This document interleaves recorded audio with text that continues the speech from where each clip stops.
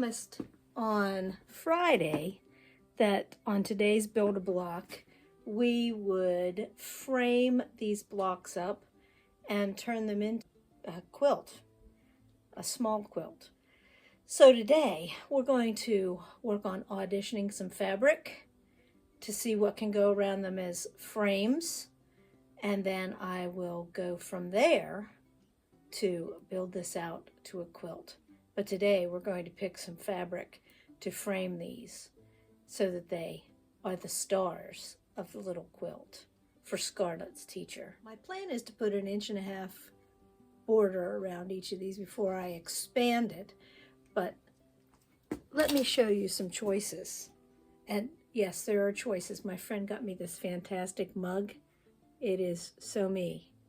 I don't hoard fabric, I just shop faster than I quilt. Isn't that the truth? Anyway, let me show you my choices. There are 5, and the best way to really know what they look like is to audition. I don't have that big fantastic design wall like I have in my West Virginia room, so I'm just going to lay it here on the table. And I have my blocks stacked up here, so this looks good. This black background with a colorful alphabet looks good against this light colored apple block. Looks really good against the schoolhouse block. Looks good against the pencil block. I'm loving that bling and that fancy stitching. But, oh, there's where we run into a problem. This blue is too close to the black, and it sort of fades right in. So this won't work just because of the Summer Dreams block. Let me set us up with a second fabric. Back in just one second. I found this great star block while I was setting up for filming. It might work. It's all about stars. It's kind of light here. A lot of white stars in this mix. So, I don't know. Ooh, it looks good against the house, the schoolhouse. Still kind of light, very close to that light blue. It would work against this one, but not against the lighter blocks. So let's eliminate that choice. This is great primary, nursery school teacher looking kindergarten with the yellow and the blue and the green. Let's see how it looks. And the red apples against the blocks. That one looks okay. Not bad. White against that blue, nice contrast. Oh, we run into a little bit of problem with contrast here with the blue. That is a nice contrast. Very busy with that swirl and that. Oh, way too busy. So I don't think that this is a viable choice for right next to the blocks to frame them out. Maybe somewhere else in the quilt. Now to 2 last options. We have a nice cursive alphabet, and we have a nice wood grain. Let's see how those look against the blocks. Here is the cursive alphabet, and of course we all know that preschool teachers do not teach cursive handwriting, and it kind of blends in with this one. If this were just a little darker in color, it would be fine. Looks good against the schoolhouse and the sky. It's okay against the pencil background. Oh, it's great against that background. But then again, we have to rule it out, sort of, because of this light background near the apple. Just doesn't do the job we need it to do. Here is the last option, a lovely wood grain print. Fantastic looking print. It looked like those little old chalkboards. Let's see how it looks against each block, because it definitely has enough contrast here. And that's what we're got. Oh, look at against the pencil fabric, it looks great. I think we have a winner. I think this last one is the winner. And while I had the camera turned off, I was talking with my husband about maybe I should cut all of the pieces long ways and miter at the corner like those little old chalkboards were made that we all had as children. So let me get to some cutting and we will come back to that. Since I'm going to show you nice mitered corners, I know that each side of those blocks are only 12 inches, but I am going to cut this at 18 because I'm going to need some extra to miter the corner properly. So, and I'm going to cut it this way into the strips. So let me show you that when I get a couple of them sewn on.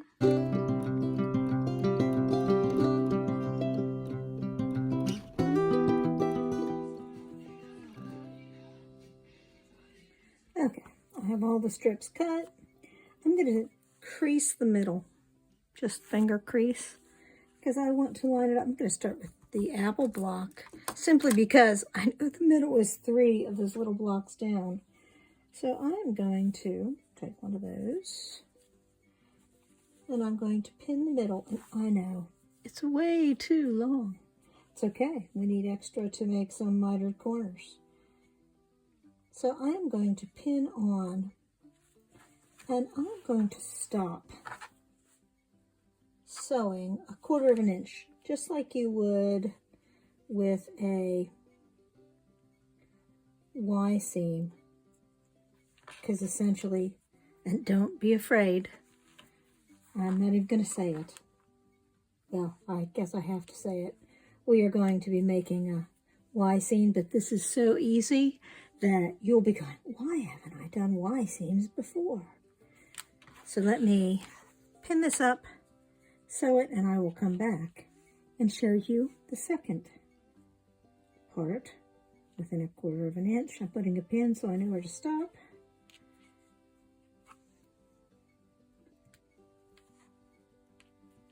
And I'll be right back in just a minute. Okay, here it is, sewn together. And you're thinking, oh my goodness, she did such a good job getting right to that spot. Yeah, this is where I need to confess. I turned it over and I added a little bit of a seam here because I didn't hit the mark exactly. I should be able to by now. I should have marked it with a friction pen and a ruler, but I didn't because I'm lazy. So I did turn it over and add a little bit of stitching, and so now it does perfectly line up. Now, here is the movie magic. To get the seam to make a nice miter, you're going to do some folding. You are going to fold it, excuse me while I move the pin cushion out of the way, so that the edges are even and that point makes an exact corner. Now the best way to do this is probably to, and oh, I hate to say it's probably to put a couple pins in there, because better safe than sorry. So, because you don't want it to shift, you want to make life easier. Sometimes it's just easier to, and you're going to squish that flat. So you see how that point is right there. It's lined up nice and even. I am going to take my ruler. Oh, I'm even going to add a pin out here on the end, because I can. Why not? It's not costing me anything. I am lining my ruler up along with that fold, and I'm going to take my lovely friction pen. I can hear my neighbor cringing as she's watching this. She has not had, I know lots of people have not had good experience, but this is going to be on the back where you will never ever see it. So it will not matter.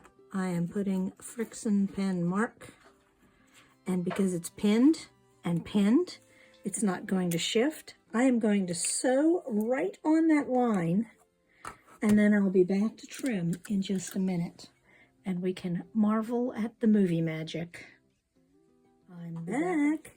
I will confess I pulled the pins out and had to look before I showed you because I had to make sure it worked. If things don't work, it doesn't do any good to teach them to people. So when I fold it back, there it is. Perfect miter. Let me give it a little press here, and then we will, actually, I'm going to trim this off so it looks even better. And then I will trim the back here in a second. Looks even better, ironed flat. And to trim off that back, I want to make sure I leave 1/4 of an inch. I don't want to trim off my threads. So I'm going to put my ruler on there. Exactly. Probably should have done this before I ironed it. Exactly on the threads, 1/4 of an inch away. Give it a little trim. Now, it is beautiful and ready to go. Now I need to go do this to several others. Please give mitered corners a try. That looks fantastic. And it was so much easier than my normal way of doing this would have been I would have put a cornerstone there if I didn't feel brave enough to do that. But that technique makes it easy. Give it a try. I will talk to you on Friday with Blabfest. See you then.